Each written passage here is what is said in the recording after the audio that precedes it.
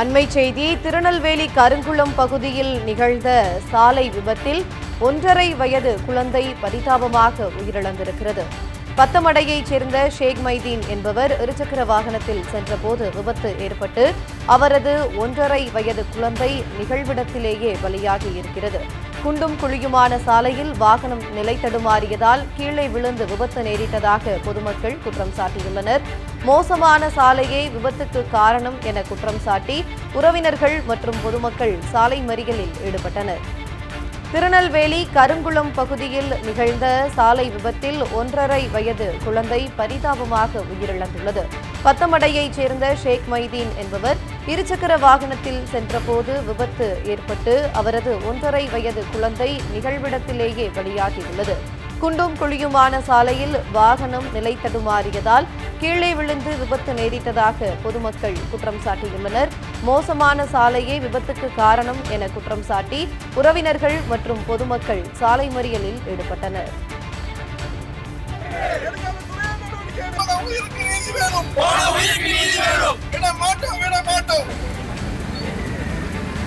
அதிகாரிகளை கண்டிக்கிறோம்.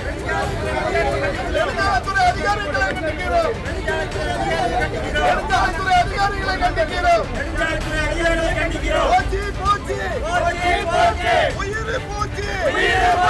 2 வயசுக்குள்ள உயிர் போச்சு.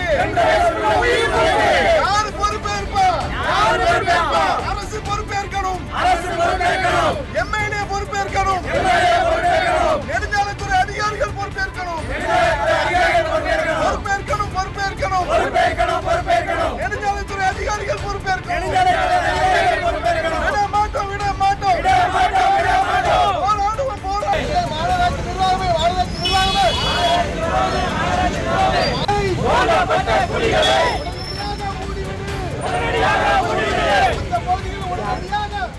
அதிகாரிகளை கண்டிக்கிறோம்.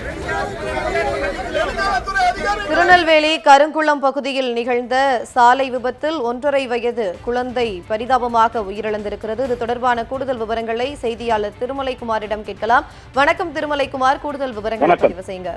அதாவது நெல்லை மாவட்டம் பத்தமடை பகுதியைச் சேர்ந்தவர் ஷேக் முஹீதீன். இவர் வெளிநாட்டில் வேலை பார்த்து வருகிறார். இந்த நிலையில் தற்போது விடுமுறைக்காக சொந்த ஊருக்கு வந்த நிலையில் தனது உறவினர் வீடு நெல்லை அருகே உள்ள மேலப்பாளையம் பகுதியில் இருக்கிறது.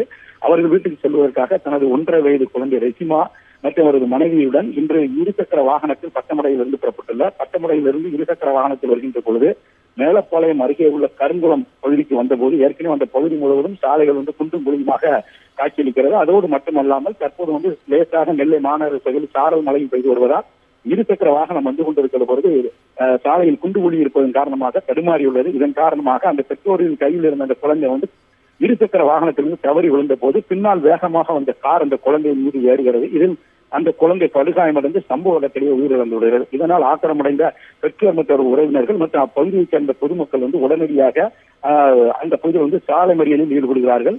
அதாவது குண்டுகுழி சாலை உடனடியாக சரி செய்ய வேண்டும் என்று இந்த சாதக அரசுக்கு எதிராக முழக்கங்களுக்கு இந்த சாலையை சரி செய்ய வேண்டும் என்று போராட்டத்திலும் ஆர்ப்பாட்டத்திலும் ஈடுபடுகின்றனர். இதனிடையே சம்பவ இடத்திற்கு போலீசார் விரைந்து அந்த குழந்தையினுடைய உடலை மீட்டு உடனடியாக பாளையங்கோட்டை அரசு மருத்துவமனைக்கு அனுப்பி வைக்கின்றனர். மற்றும் தொடர்ந்து அவரது உறவினர்கள் மற்றும் அப்போது மேலப்பாளையத்தைச் சேர்ந்த பொதுமக்கள் தொடர்ந்து போராட்டத்தில் ஈடுபடுகிற சூழ்நிலையில் அவர்களிடத்தில் போலீசார் மற்றும் அதிகாரிகள் பேச்சுவார்த்தை நடத்துகின்றனர்.